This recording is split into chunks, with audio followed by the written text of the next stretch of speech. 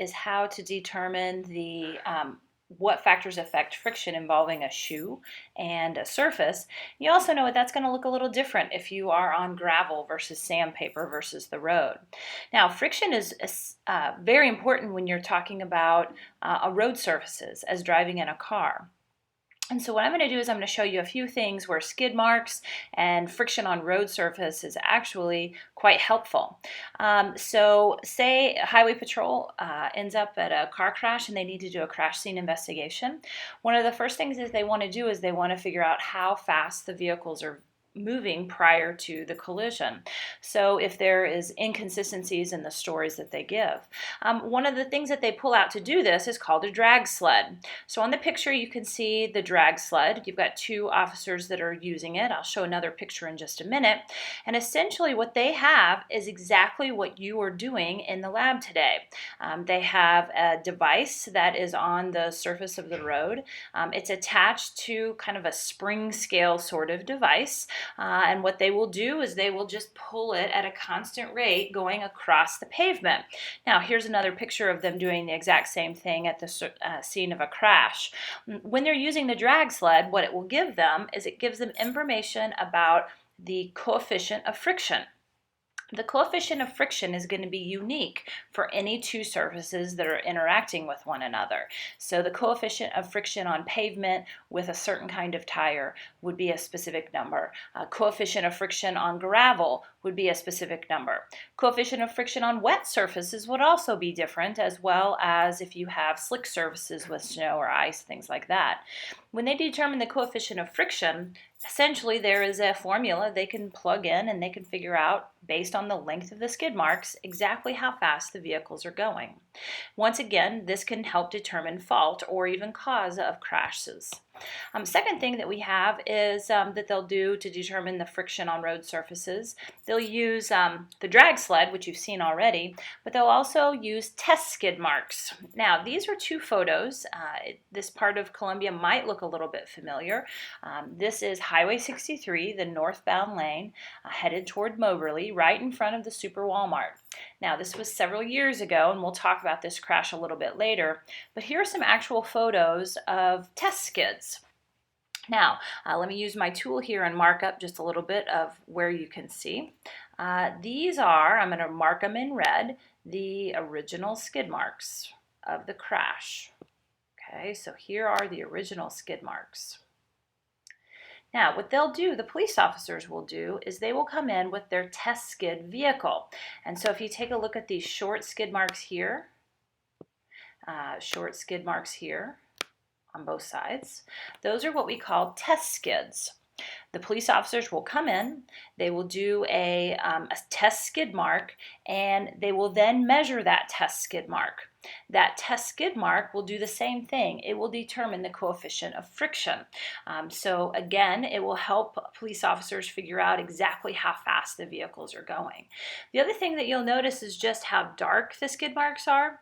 The size, the color, the direction of the skid mark, all those things are going to give police officers information about a crash. Now, once again, this is a real crash that happened. We'll be talking about it a little bit later. Not only can you get information about friction involving the skid marks, but you can also look at the patterns that it leaves behind. So if we take a look at the next one, this is several different skid marks, and I'll go through kind of the clues of each skid mark. The first kind of skid mark is just a traditional braking skid. And this is kind of a grainy picture that you see. But if you'll notice, it is when the brakes are actually locking up. And brakes are not designed to lock up. We do have anti-lock brakes. However, there are situations where brakes may lock. And tires actually are going to stop turning, and it's just a long, straight skid mark.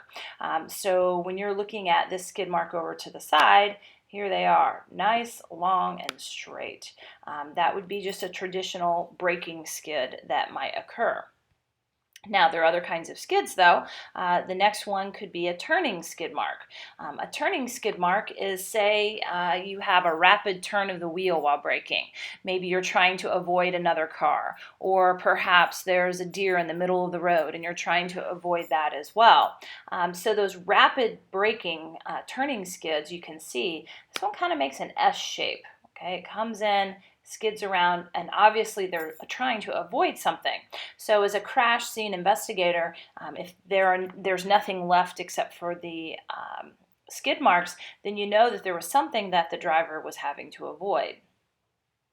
Next, we have a blowout skid. Now, a blowout skid is going to happen when a tire blows out and you are leaves only 3 behind. The evidence that you have a blowout skid, there's kind of a couple things that could occur. The first thing is it may be a sideways skid. So by looking at the marks that in the pavement, it can be a sideways skid, or also if it curves. Now, here's a typical blowout skid, and you can tell automatically you're being pulled to the outside edge of the road, and that's typically what happens in a blowout. Last skid that I've got is a power skid. Now, power skids are the ones that are kind of done on purpose. Let's see, power skid. Rapid speeding up or slowing down. You're laying a lot of rubber. Sometimes what will happen is the car may fishtail. There's lots and lots of rubber on the road. Here's an up-close picture. You can definitely tell that it had a rapid braking or even rapid speeding up, leaving those skid marks behind. Now, the thing about a power skid is not only does it leave pattern on the pavement, but it also could have road grindings. Any little pieces of gravel or things that are in the road, it could actually leave marks or scratches. So again, those are all going to give information. Last thing I want to show you is just a quick video of a power skid. This one is said to be the best power skid there is. And now, the amazing Hank, a talking piggy bank, explains remote deposit. Missouri Credit.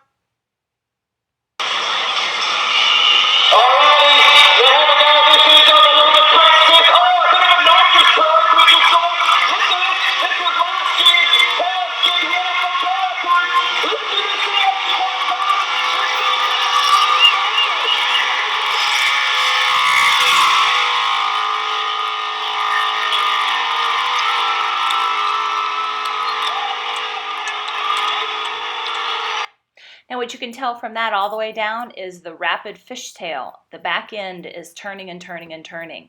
It's because one set of wheels is turning, another set of wheels is skidding, so therefore you're getting that fishtail.